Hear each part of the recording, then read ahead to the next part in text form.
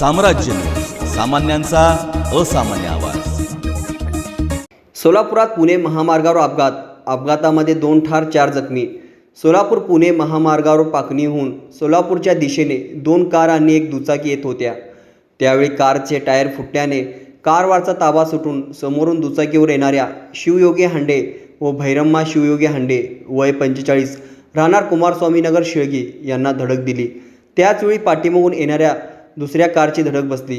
यात कार पलटी होऊन दुभाजकात जाऊन अडकली। या अपघातात भैरम्मा हांडे यांचा व कारमधील विहान मयूर कांगडे वय 14 राहणार मुंबई यांचा मृत्यू झाला आहे, तर बबलू कांगडे, मारुती कांगडे, मयूर कांगडे, रतन कांगडे हे जखमी झाले आहेत। जखमींना खासगी हॉस्पिटलमध्ये दाखल करण्यात आले आहे।